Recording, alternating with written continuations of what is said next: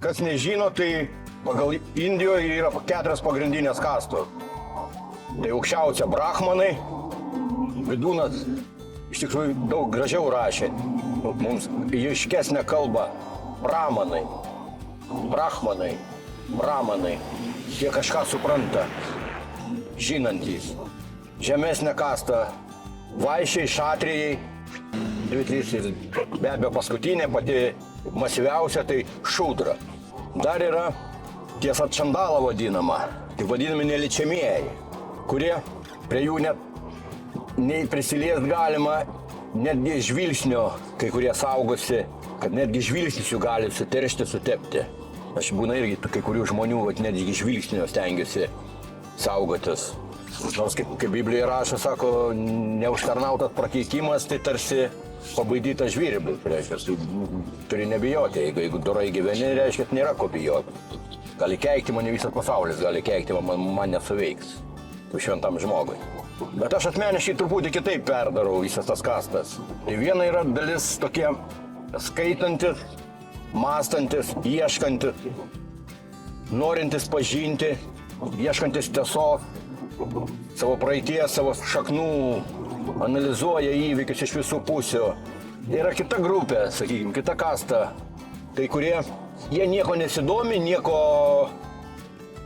neskaito labai, bet jie klauso šitų, kurie domisi, kurie skaito ir gerbė net juos. Bet yra, aišku, trečia, tai labai masyvi kasta, kurie nei patys skaito, nei klauso ką, kiti žino, bet negana to, tai jie dar ir niekina juos tas abi kastas. Jie niekina. Jų vertybės tai yra pinigas dažniausiai ir kiti panašus dalykai. Kiti, aišku, suvadina tai hedonizmas, bet labai mažai kas skaitė, sakykime, Epikūrą, kuris propagavo tą hedonizmą.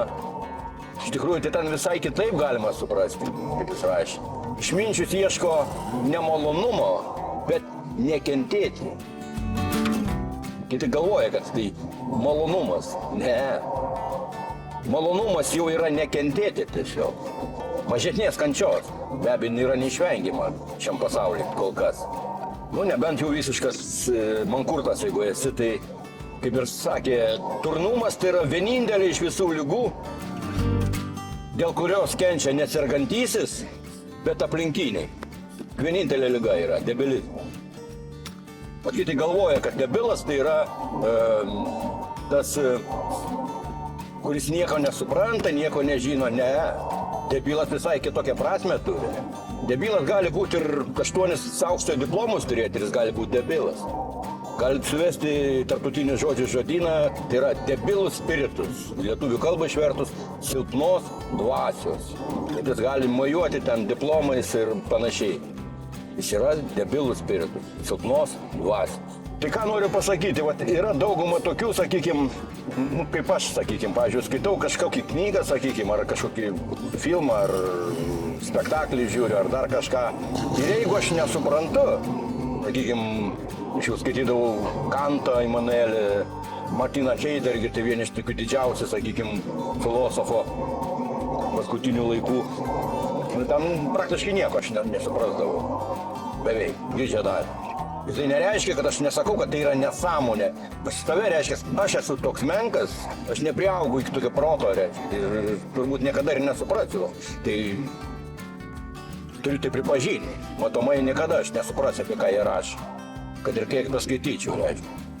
Bet yra daug tokių man teko susidurti, kur, kad ir sakykime, vienas, aš perskaičiu Koraną 3 kartus, visiškai nieko ten nesupratau.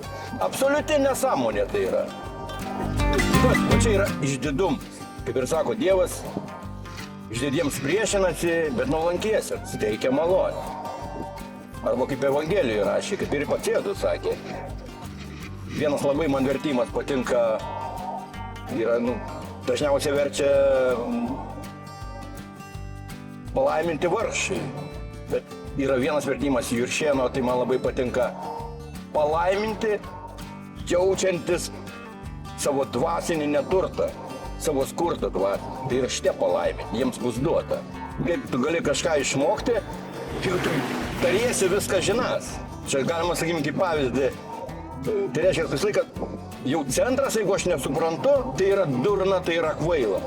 Tai čia lygiai taip pat, kaip sakykime, aš paimčiau dabar kažkokią simfoniją, klasikos, nuo amžių jau patikrinto laiko, atsiverčiu ten natas ir sakyčiau, nu čia bepratas rašė, čia visiška nesąmonė. Nes reiškia, aš to nesuprantu.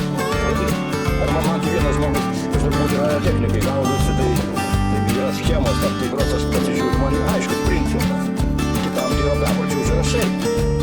Ne, pagal jį, ko nesuprantu, tai yra bepratai. Tai va čia yra viena iš tų žemiausių kaklo apraiškų.